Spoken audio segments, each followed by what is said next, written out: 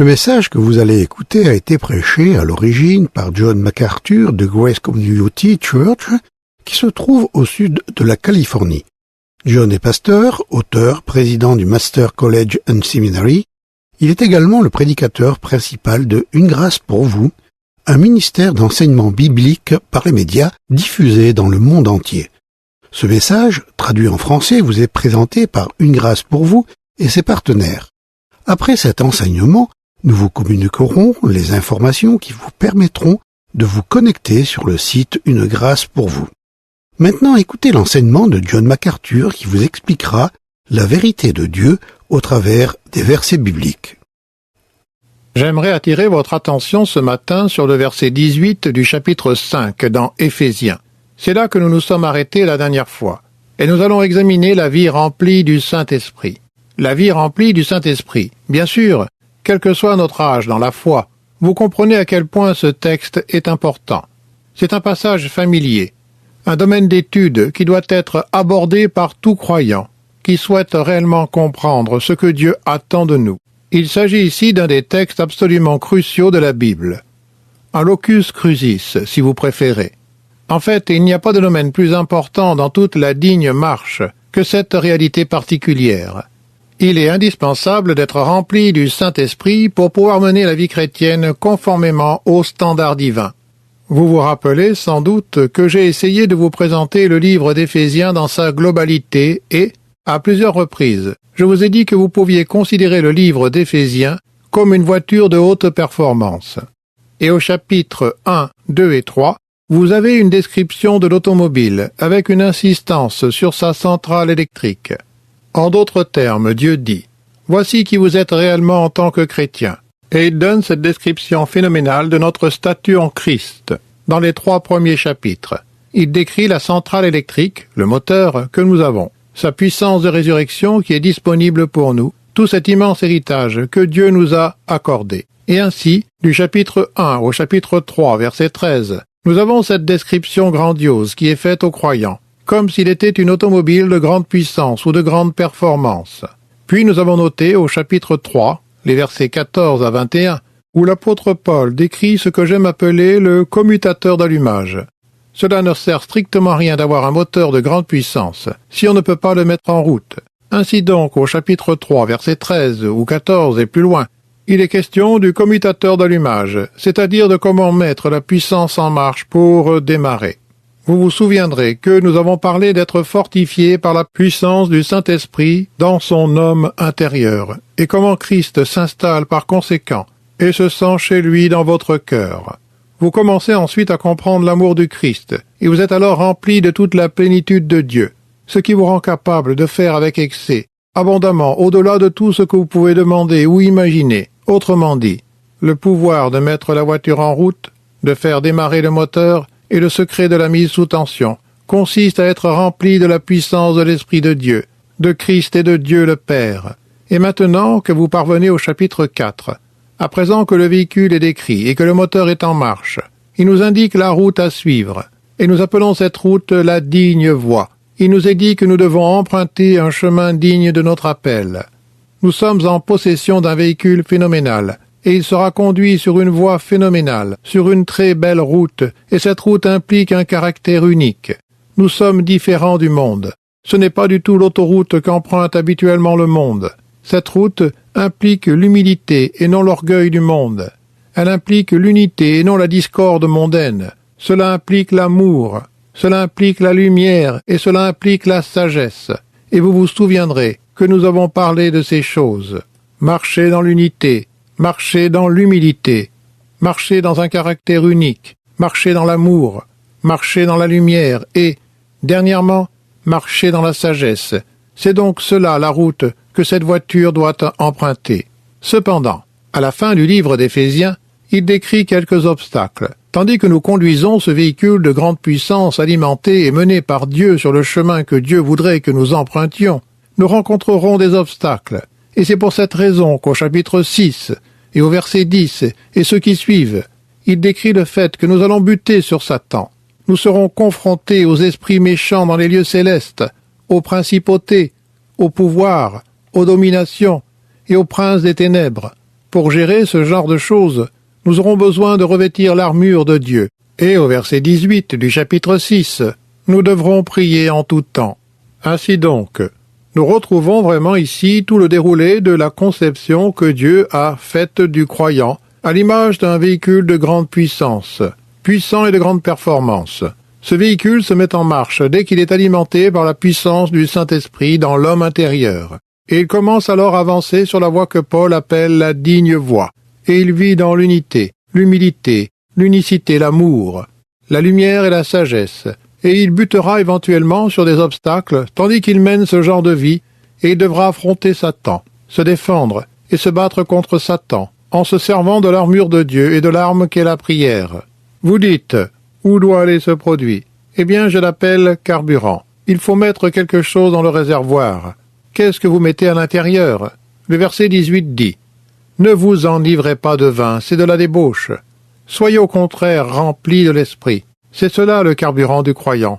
C'est ce qui le fait avancer. Et cela ne servirait absolument à rien d'avoir tout en place s'il n'y a pas de carburant. Je me souviens avoir vu dans un magazine la photo d'un fermier amish qui avait gagné une voiture et qui, une fois que la voiture lui a été livrée, a attaché son cheval au pare-choc pour rouler. Vous savez, beaucoup de chrétiens attachent le cheval de la chair au véhicule que Dieu a créé, conçu pour carburer au Saint-Esprit, et eux se servent du cheval, de la chair, pour tirer cet engin, ça et là. Écoutez, Dieu vous a destiné à fonctionner en étant rempli du Saint-Esprit, pas en étant tiré par le cheval de la chair. C'est le message que ce verset veut transmettre. Vous avez toute l'énergie, le pouvoir et les ressources, et le chemin est tracé. La route est tracée, la marche est définie, et pour la faire, vous avez besoin d'être alimenté par l'Esprit de Dieu.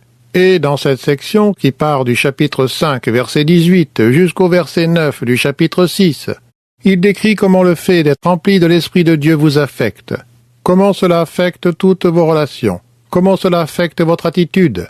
Il parle d'être rempli du Saint-Esprit qui, par exemple, vous affecte au verset 19. « Entretenez-vous par des psaumes, par des hymnes et par des cantiques spirituels. » Au verset 20. « Rendez continuellement grâce. » Comment cela va affecter vos interrelations avec autrui?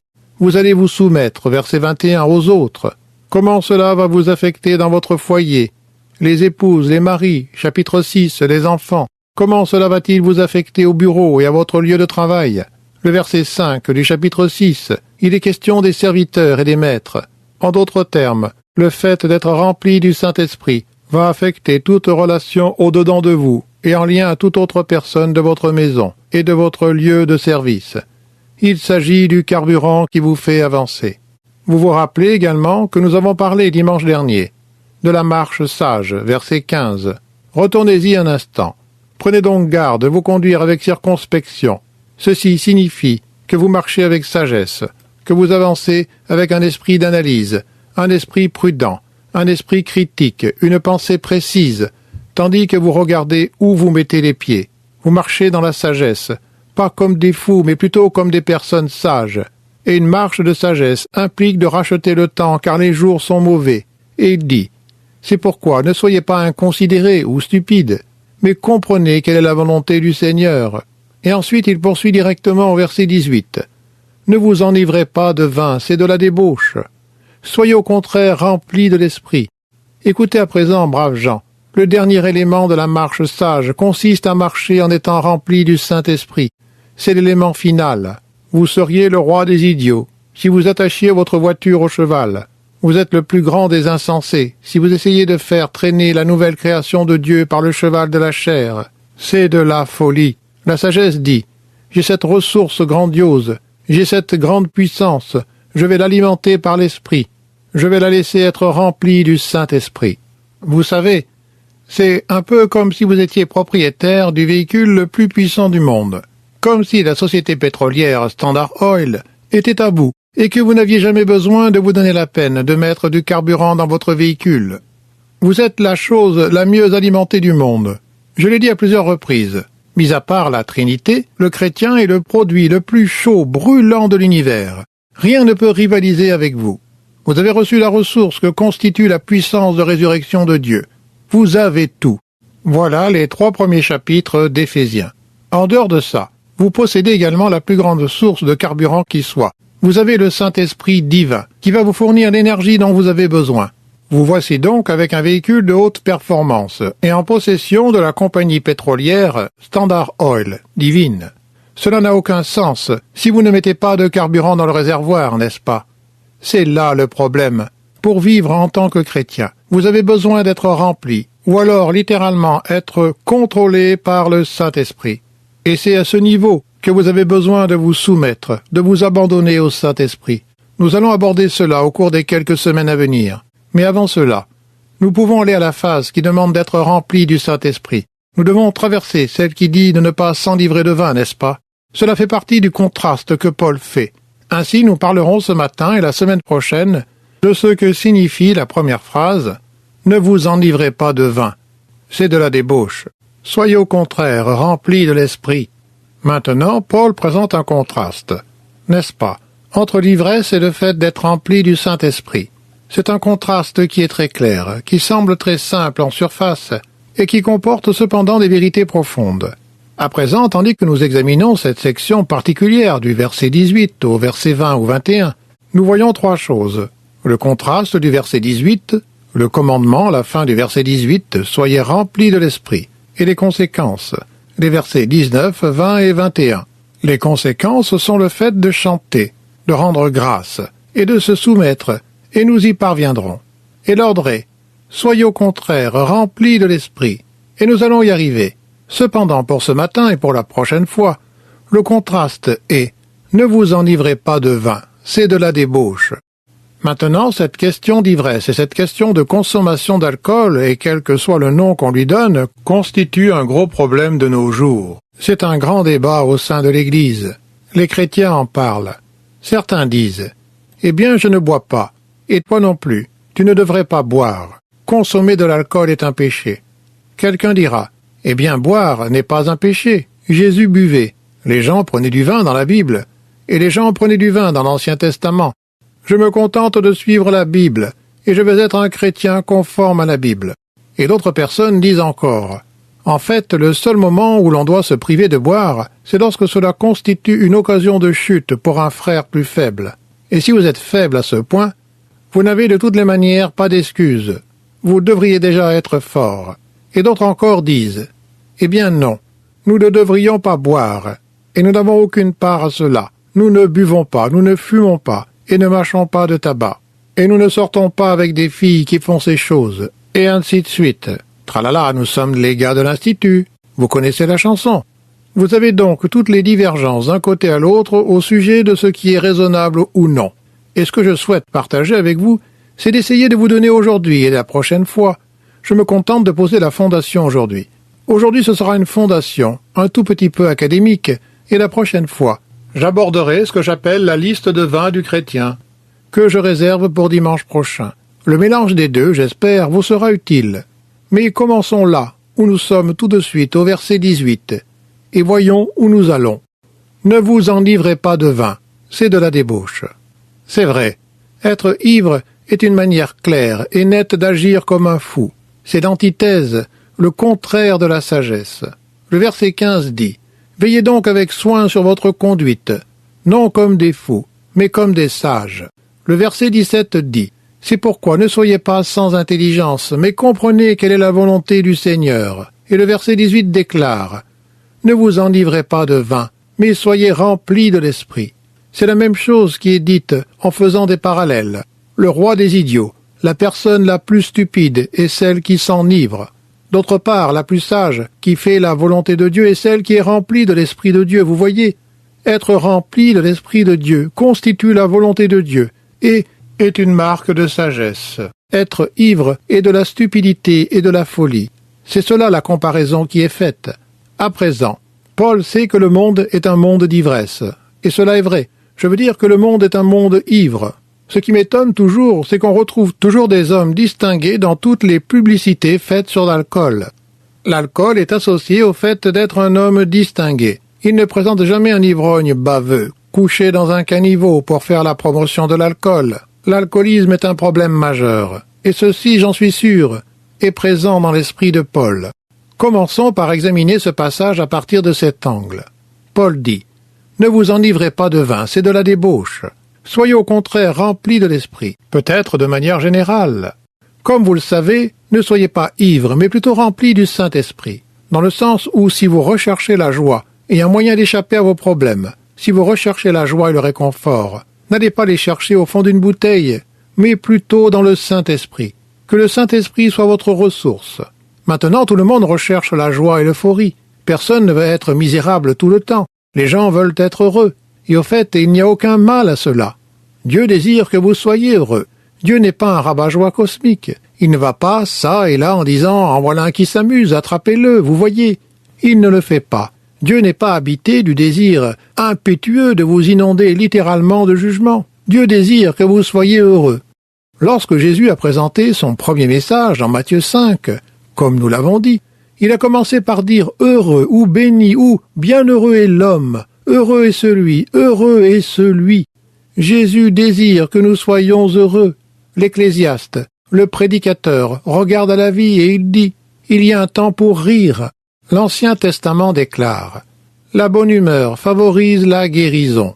Dieu veut que nous expérimentions la joie. » Jésus a dit « Je vous donne ma joie ». 1 Jean 1, verset 4. Nous vous écrivons cela pour que notre joie soit totale. Paul, soyez toujours dans la joie. Je le répète, soyez dans la joie. Et les Écritures disent dans les psaumes que le peuple a crié de joie. Et il y avait la plénitude de la joie. Et le jour de la naissance du Seigneur, il y avait une grande joie.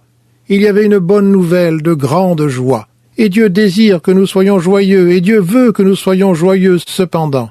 Dieu désire que nous trouvions la source de la joie au bon endroit, pas au mauvais endroit, pas d'une manière artificielle.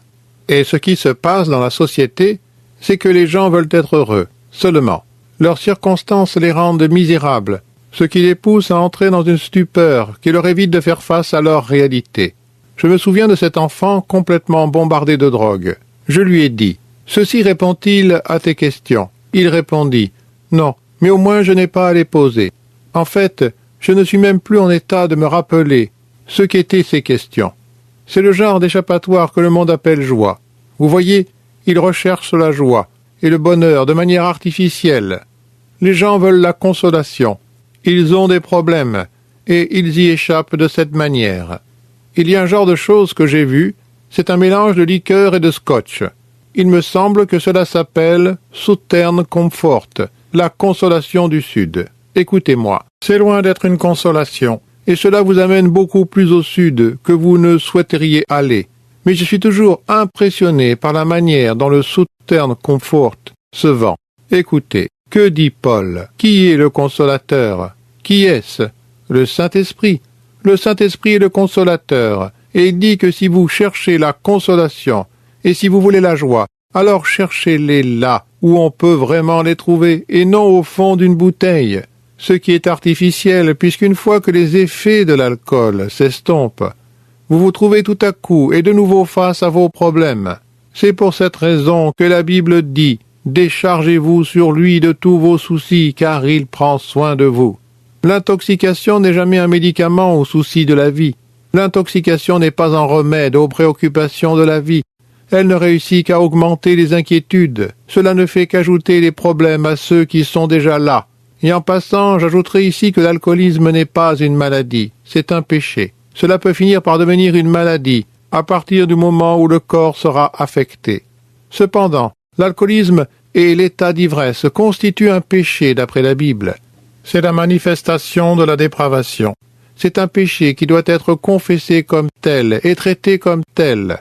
Si vous recherchez la joie, une joie innommable et la plénitude de la gloire dans votre vie, si vous voulez une consolation au-delà de celle que le monde peut espérer, peut rêver offrir, alors Paul dit « Soyez remplis du Saint-Esprit.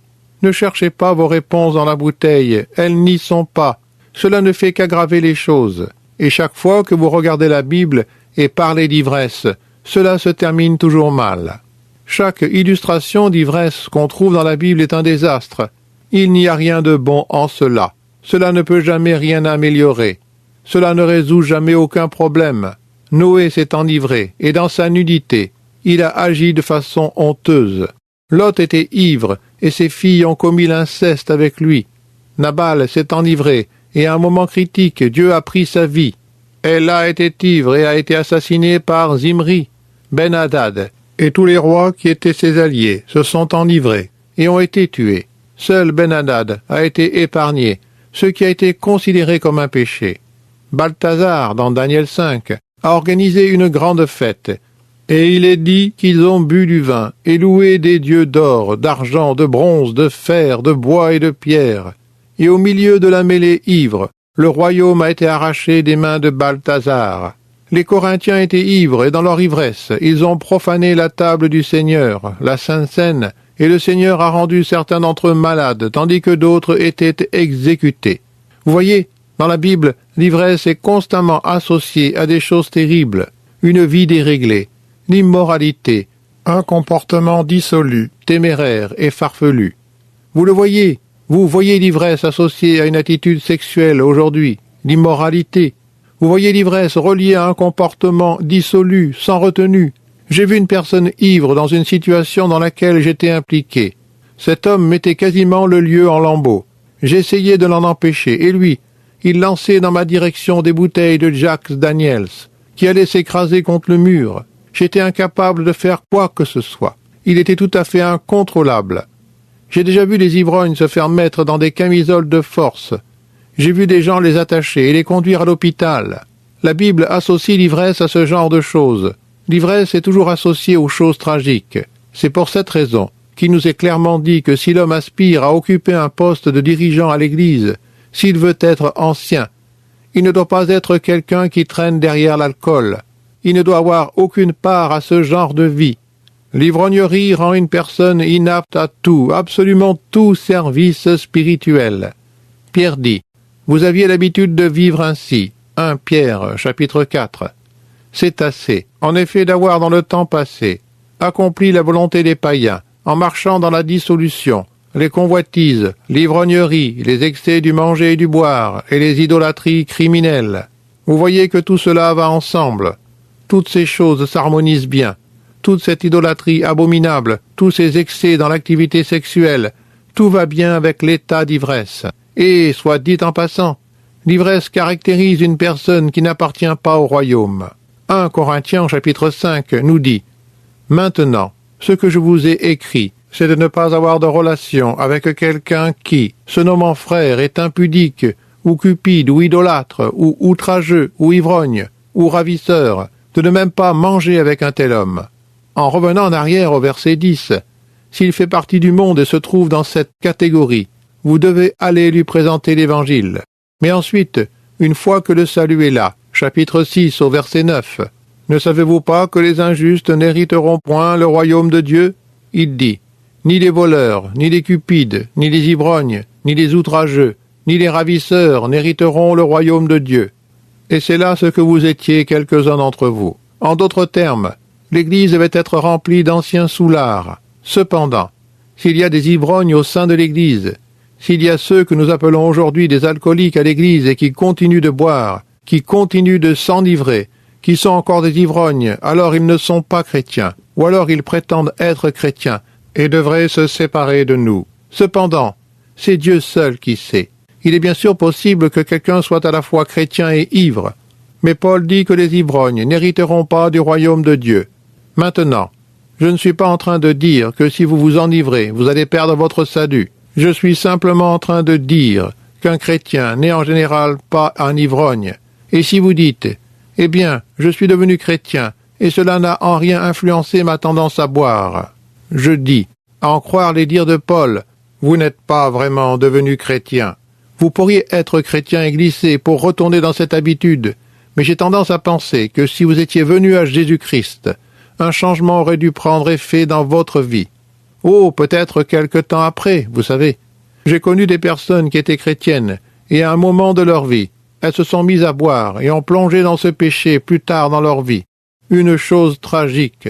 J'ignore si elles n'étaient jamais parvenues au salut. Peut-être bien qu'elles étaient sauvées.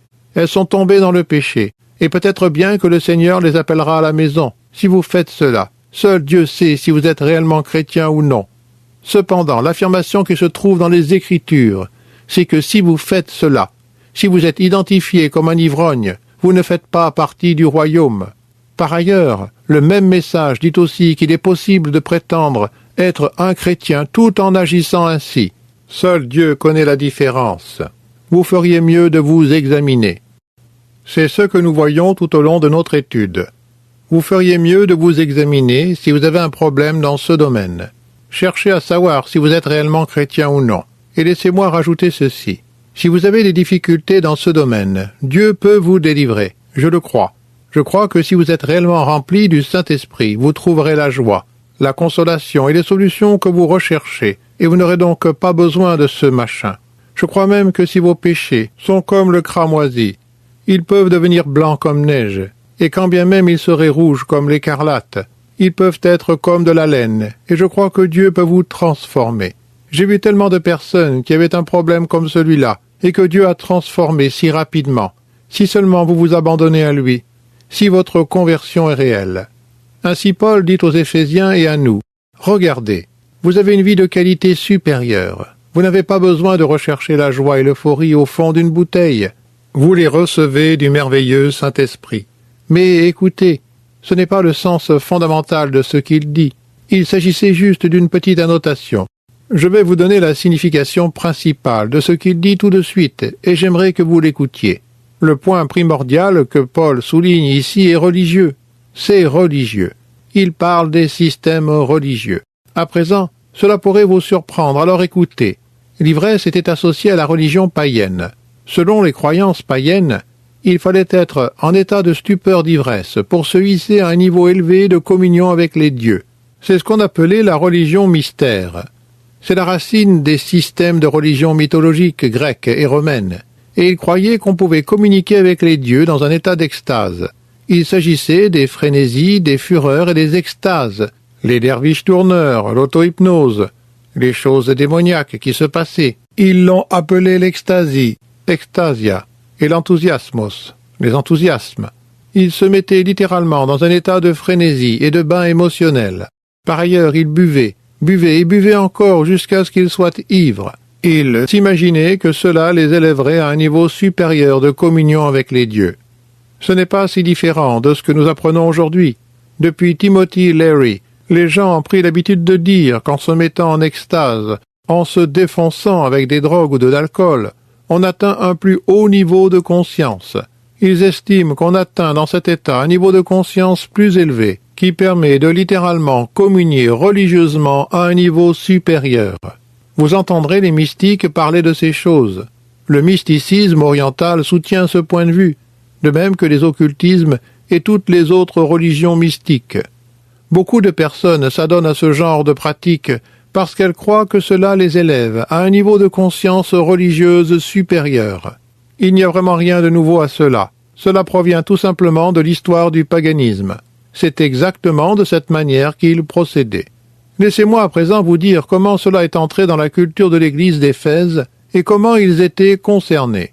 Le grand dieu de la mythologie grecque est un dieu que nous connaissons sous le nom de Zeus. Zeus était le grand dieu puissant, un dieu grand et puissant. Et d'une certaine manière, Zeus a déposé son potentiel de productivité en Sémélé. Ils l'ont cependant fait sans s'être jamais rencontrés parce que personne ne pouvait jamais regarder Zeus sans risquer d'être instantanément incinéré par sa gloire. Vous l'aurez remarqué, cela sonne comme une contrefaçon satanique de Dieu le Père. Ainsi, Zeus et Sémélé ne se sont jamais rencontrés. Et pourtant Sémélé portait en son sein un enfant de Zeus. Sémélé, à un moment, a décidé qu'elle avait le droit de voir le père de son enfant. Alors elle est entrée dans sa présence et a été instantanément incinérée dans sa présence. Et Zeus a arraché le corps du bébé qui n'était pas encore né du sein maternel et l'a implanté dans sa cuisse. Vous voyez, vous comprenez cela. Zeus a donc planté le fœtus dans sa cuisse et l'a porté dans sa cuisse jusqu'à terme, et puis l'enfant est né. Mais, attendez, vous n'avez encore rien entendu. Le nourrisson Dieu est donc né, et a été destiné par Zeus à devenir maître du monde, maître de la planète Terre. Ce Dieu devait régner sur la planète Terre. Eh bien, certains êtres, des sous-dieux, existaient déjà sur la Terre d'après la mythologie grecque, qu'on appelait les Titans, et les Titans étaient des fils de la Terre. Ils dirigeaient la Terre en quelque sorte. Quand ils ont vu que ce fils de Zeus allait descendre sur terre et prendre le pouvoir, ils sont devenus furieux. Se sont donc saisis du bébé. Ils l'ont déchiré membre par membre et l'ont mangé. Toutefois, Zeus a réussi à sauver le cœur de l'enfant. Il a avalé le cœur et a donné naissance au bébé. Eh bien, les amis, c'est ce que j'appelle des choses quelque peu étranges. Mais c'est bien ce qu'enseigne la mythologie grecque. Je le tiens d'une source directe. Ainsi, finalement, lorsque Zeus a avalé le cœur, l'enfant est en quelque sorte rené. Il lui a donné le nom de Dionysos. Et c'est très important parce que ce nom apparaît plusieurs fois dans la religion grecque, dans les anciennes religions, les religions de mystère babyloniennes. Dionysos est un nom très courant. Si vous lisez un quelconque écrit sur la mythologie grecque, vous trouverez ce nom à peu près partout. Il était le dieu numéro 1 de la terre. Dionysos est donc né.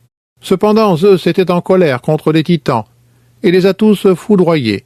Ils ont été réduits en cendres, et de ces cendres est sortie la race humaine. Vous connaissez à présent toute l'histoire. Dionysos tenait donc les rênes de la terre, d'après les Grecs.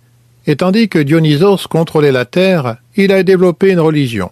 Et la religion qu'il a inventée est une religion d'ascendance, dans laquelle les êtres humains sortaient des cendres des titans incinérés. Ces êtres humains étaient capables de s'élever jusqu'à un certain niveau de conscience divine.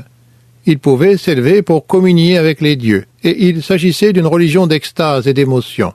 C'était une religion caractérisée par une musique folle, et les auteurs anciens disent qu'il y avait une danse à la folie, où il y avait de la perversion sexuelle, et tout cela engendré par l'état d'ivresse. D'accord ? Ils se rassemblaient, commençaient avec la musique, puis la danse, et la frénésie se poursuivait. Ensuite, ils faisaient des mutilations des parties génitales humaines. Ils adoraient le phallus. Ils s'impliquaient dans tout ce genre de choses, et une fois qu'ils commençaient à danser, à boire et à devenir ivres, ils parvenaient à un point élevé où ils consommaient de la viande crue du taureau mystique qui avait été amené et finalement dans un grand conclave de bois. Ils invoquaient Dionysos avec cette phrase « Viens, ô sauveur !» C'était cela leur culte. Leur adoration était caractérisée par sa musique, sa danse à la folie, ses extases, ses enthousiasmos, ses perversités sexuelles, toutes ces choses découlant d'un état d'ivresse. Et Dionysos a été connu comme le dieu du vin. Le dieu du vin. Vous voyez donc que le noyau de tout ce concept d'ivresse était une contrefaçon vile et païenne de la vraie religion. Et quand Paul dit « Écoutez, ne vous enivrez pas de vin », il ne se contente pas d'aborder un problème social. Il traite un problème théologique, comme vous pouvez le constater. Il adresse une question beaucoup plus profonde que de simples amusements et jeux. Voici la contrefaçon de Satan. C'est de cette manière que Satan attrape les pensées, les esprits et les corps dans ce système, vous voyez, à travers ce mode d'ivresse. Dionysos s'est fait connaître comme le dieu du vin. Savez-vous comment les Romains l'appellent? Son nom est Dionysos pour les Grecs, tandis que son nom latin est Bacchus, le même dieu, Bacchus. Vous avez certainement entendu parler de la fête bacchique, autrement dit une fête de l'ivresse. Bacchus est le dieu du vin. Si vous connaissez un peu l'histoire romaine, alors vous savez que Bacchus était le jovial et le joyeux dieu du vin, qui avait des nymphes. Vous savez, toutes ces petites femmes, dans de drôles de petites choses fragiles blanches, avec des satyres tout autour qui jouaient de la flûte. Les nymphes, les satyres et le joyeux dieu du vin, Bacchus, n'étaient personne d'autre que l'équivalent romain de Dionysos, et le culte était exactement le même. Lorsque j'ai eu l'occasion l'année dernière de me rendre en Terre Sainte, j'ai pu visiter les pays arabes, le Liban, Beyrouth, la Syrie, la Jordanie, etc. Et nous nous sommes rendus au point le plus à l'est de l'ancien empire romain, qui s'avérait être une ville du nom de Baalbek, ou Baalbek, appelée ainsi d'après Baal. Et ils ont édifié des temples incroyables, des temples tout simplement étonnants, avec d'énormes, de longs et solides morceaux de pierre, de roche, qui reposent sur le haut des colonnes. Et il y a 3 principaux temples à Baalbek, tout au centre, et ils se trouvent tous au même endroit. Et parmi les 3 temples, il y a le meilleur qui subsiste, et qui se distingue des autres. Il s'agit du temple de Bacchus, ce dieu, Dionysos, le dieu du vin. Et les personnes qui étaient là nous disaient que c'est à cet endroit que les gens se rencontrent pour leur religion. Les 3 temples différents signifient 3 éléments différents de la même expression de culte culminant dans le temple de Bacchus. Et quand vous vous en approchez, vous voyez ces impressionnantes colonnes et balustrades, et toutes ces formes de pierre finement sculptées, qui ne vous permettent pas de deviner ce qu'elles représentent jusqu'à ce que vous en soyez très près. Et tout à coup, vous apercevez que cela représente des vignes sur lesquelles pendent des feuilles et des grappes. Le temple est quasiment recouvert de grappes et de vignes, parce que c'est là tout le sens de leur expression d'adoration. Ils nous ont même dit qu'ils ont fait cet endroit pour que le trop-plein de vin, les débordements et tout ce qu'ils vomissaient littéralement puisse couler et être évacué. Et il s'agissait donc d'ivresse. Ils ajoutaient le sexe à tout cela, et ainsi de suite. Voilà ce qu'il y a dans les coulisses de ce que Paul a dit. Ce n'est pas seulement social, c'est théologique. Il dit à ses Éphésiens, « Votre passé était fait de communion avec les dieux, à travers l'ivresse. Mais je vous dis, si vous désirez réellement communier avec Dieu, soyez remplis de son esprit. » C'est une grande vérité, n'est-ce pas? C'est vraiment le cœur de ce qu'il est en train de dire. Et c'est ce qu'il nous dit. Nous n'avons pas besoin des choses artificielles du monde. Si vous voulez vous élever au plus haut de la conscience religieuse, entrez tout simplement dans la présence de Dieu en vous remplissant du Saint-Esprit. Vous savez, cette même corruption s'était également tenue derrière l'église de Corinthe. Regardez avec moi dans 1 Corinthiens pendant 1 minute au chapitre 10. En effet, tout le problème de l'église de Corinthe était qu'ils n'avaient jamais été capables de se défaire du système du mal. Ils n'ont jamais réussi à se séparer du monde. Ils s'efforçaient d'entraîner avec eux à l'église toutes les corruptions qu'ils avaient connues dans le paganisme. Quand ils avaient été exclusifs dans leur vie païenne, ils l'étaient également au sein de l'église. S'ils avaient adoré des héros dans leur vie païenne, ils continuaient d'adorer des héros à l'église. S'ils étaient fascinés par certains philosophes dans leur vie païenne, ils le demeuraient à l'église. S'ils se portaient mutuellement plainte dans leur vie païenne, ils continuaient à se poursuivre en justice dans leur église. S'ils étaient orgueilleux, égocentriques et indifférents dans leur vie païenne, ils restaient inchangés à l'église. S'ils ne savaient pas comment faire marcher un mariage dans leur vie païenne, ils ne semblaient pas non plus très capables de le faire une fois qu'ils étaient entrés à l'église. S'ils avaient des problèmes avec la viande sacrifiée aux idoles dans leur vie païenne, les mêmes difficultés continuaient lorsqu'ils sont devenus croyants. Ils ne savaient pas quoi faire des dons du Saint-Esprit. S'ils ne connaissaient pas le véritable don du Saint-Esprit à l'Église, c'est parce qu'ils les avaient tous corrodés, rongés, corrompus avec le paganisme. Et vous ne comprendrez jamais la signification des langues ou des prophéties, ou de toute autre chose mentionnées dans 1 Corinthiens 12 à 14, tant que vous n'aurez pas compris ce qui se passait dans le monde païen en coulisses. Il y avait tout un méli-mélo, tout était contrefait à l'église de Corinthe, tout était brouillé, parce qu'ils avaient entraîné le paganisme au beau milieu de l'église, et en faisant glisser le paganisme à l'intérieur, ils ont tout corrompu.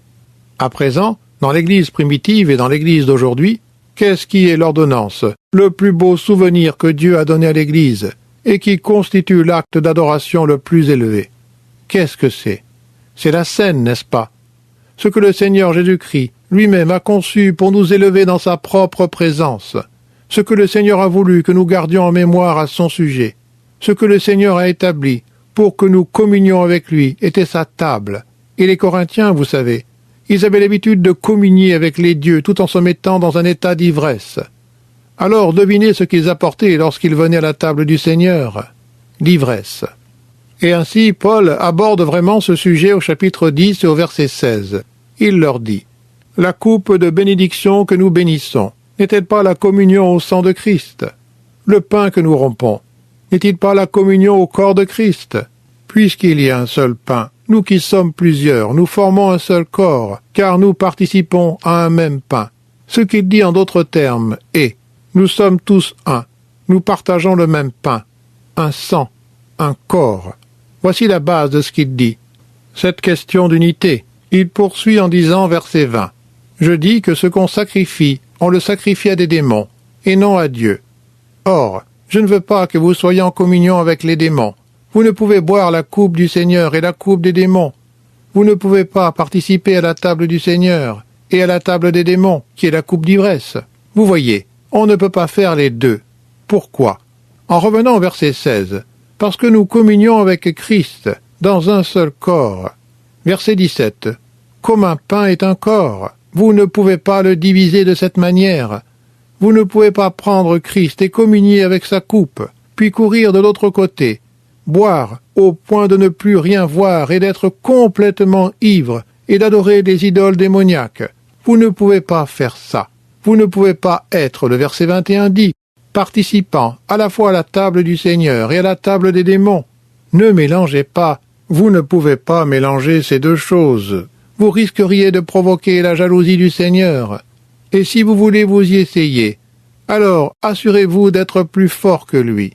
Vous voyez, c'était là toute la question. Ils buvaient la coupe du Seigneur, qui est la belle coupe de communion en souvenir du Christ, et ils allaient ensuite boire la coupe des démons, qui était l'ivresse, en pensant qu'ils parviendraient de cette manière au niveau de conscience religieuse le plus élevé grâce à l'ivresse. Notre Seigneur, quant à lui, disait qu'on peut atteindre le plus haut niveau de perception religieuse et spirituelle, tout simplement en prenant la coupe du souvenir. Quel joli contraste! Eh bien, allez au verset 19 du chapitre 11, et c'est là où cela devient clair comme du cristal, que c'était bien ce qu'il faisait.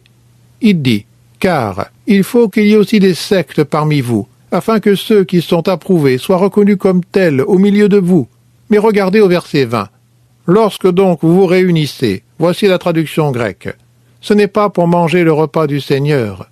Quand vous vous rassemblez, vous pourriez appeler cela le repas du Seigneur, et vous pourriez prononcer toutes les paroles qu'il faut. Tout le monde, nous nous apprêtons à communier à présent, et vous pourriez dire qu'il s'agit de la scène, mais il n'en est rien, parce que, en mangeant, chacun prend son repas avant l'autre. C'est de la gourmandise, de la gloutonnerie, et cela laisse une personne affamée, et l'autre ivre. En d'autres termes, ce que vous faites, ce n'est pas la table du Seigneur, mais il s'agit de la table des démons. Vous faites exactement comme vous aviez l'habitude, comme les païens. Vous voyez, ce sont les coulisses.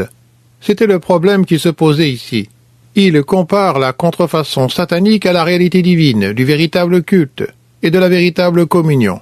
Et je voudrais que vous voyiez que c'est ce qu'il dit. Braves gens.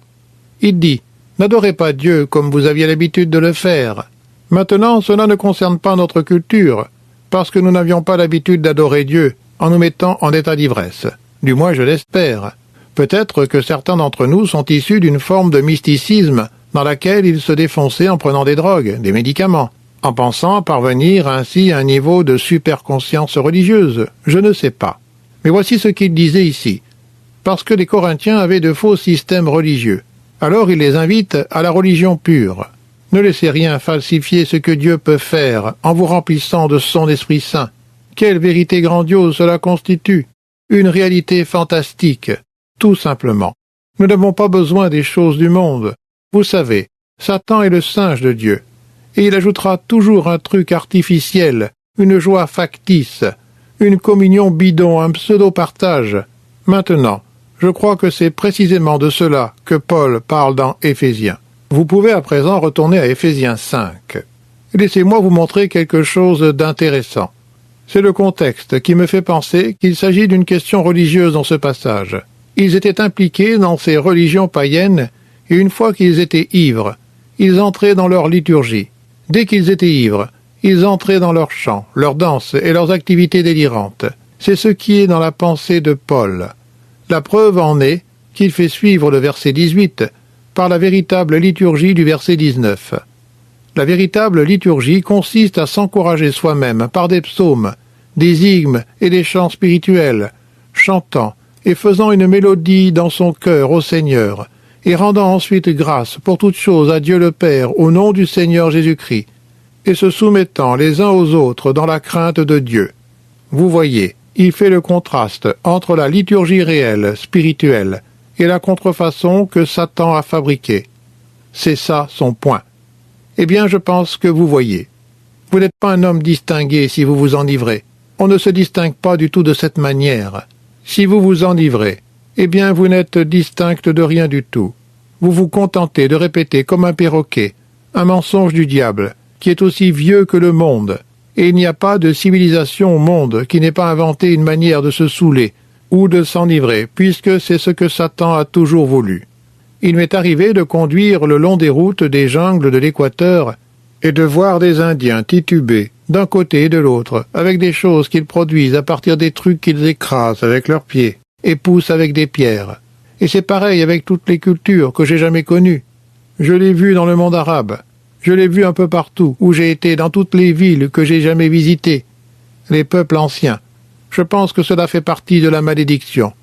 Je pense que lorsque Dieu a maudit la terre, il est devenu possible pour le fruit de la terre d'être corrompu, au point que Satan pouvait s'en servir pour détruire. Et ainsi Paul dit, « Ne vous enivrez pas. L'abus de vin ne peut que vous mener au désordre. Puis-je vous dire un mot au sujet du mot abus, asotia. Cela signifie une dissipation incontrôlée. Une dissipation incontrôlée. Ne vous enivrez pas, parce que cela conduit à une dissipation incontrôlée. Et une autre manière de traduire asotia est le terme débauche. La débauche. Mais soyez remplis du Saint-Esprit. Quel joli contraste! Oh, quel contraste, à la fois beau et simple. Examinez votre vie. Par quoi est-elle contrôlée? Où trouvez-vous votre joie? Où trouvez-vous votre euphorie? Où trouvez-vous votre réconfort? Dans la bouteille? Ah, cela est tellement artificiel. Maintenant, quelqu'un pourrait dire, eh bien, il demande de ne pas s'enivrer. Et qu'est-ce qui se passe si on boit sans s'enivrer? Qu'en est-il? Eh bien, gardons cela pour la prochaine fois. Et dimanche prochain, dans la matinée, je vous donnerai 7 principes qui vous permettront de savoir ce qu'il faut faire en lien avec ce sujet. Prions. Merci, Père, de nous avoir aidés à avoir un aperçu dans ta parole ce matin. Seigneur, ma prière est que ce petit verset glissé de manière presque quelconque au milieu de cette lettre, de cet épître, puisse avoir un impact dans nos vies comme jamais auparavant. Ce que tu dis vraiment, c'est que tu as une toute nouvelle source de joie, de réconfort, d'euphorie, d'accomplissement, de communion avec Dieu que le monde n'a jamais connue, et il s'agit de la plénitude du Saint-Esprit. Le monde veut se remplir de tellement de choses, le vin, l'alcool, l'argent, le plaisir, les possessions. Et tu as tout simplement dit, soyez remplis du Saint-Esprit, et demeurez ainsi, afin que votre réponse ne soit pas la contrefaçon et les gueules de bois que le monde offre, mais qu'elle consiste plutôt à vous encourager par des psaumes, par des hymnes, des chants spirituels, et en chantant et en faisant une mélodie au Seigneur dans votre cœur, en rendant grâce, en vous soumettant les uns aux autres, en aimant vos maris, en aimant vos épouses et en prenant soin de vos enfants, et toutes ces choses qui découlent de ce texte. Père, aide-nous à expérimenter la simplicité de ce que cela signifie d'être contrôlé par ton esprit. Et aide-nous à connaître ceci, que plus que quoi que ce soit d'autre, tu désires nous remplir de ton esprit, et tout ce que tu nous demandes de faire est de nous vider de nous-mêmes, afin que le Saint-Esprit comble le vide et nous remplisse. C'est ainsi que nous pouvons communier avec toi. C'est ainsi que nous pouvons atteindre des niveaux de conscience spirituelle inespérés. C'est de cette manière que nous saurons ce que c'est qu'être remplis de toute la plénitude de Dieu. C'est ainsi que nous comprendrons comment faire excédemment, abondamment, au-delà de tout ce que nous pouvons demander ou penser, selon la puissance qui agit en nous. Et Seigneur, tandis que nous attendons impatiemment la prochaine fois, pour aborder toute cette question, à savoir si un chrétien doit ou non boire, aide-nous à préparer nos cœurs pour ce que ta parole dit. Nous te remercions pour notre communion ce matin. Au nom de Jésus, Amen. Pour de plus amples renseignements, ainsi qu'un accès gratuit aux leçons de John, connectez-vous à Une Grâce pour vous sur le site gty.org. Le site vous offre la possibilité d'acheter la Bible d'études de MacArthur, qui est la principale ressource financière du ministère de John. Le site vend toutes les traductions disponibles. Par contre, il n'est pas possible de la fournir gratuitement pour chaque pays où ce message est entendu.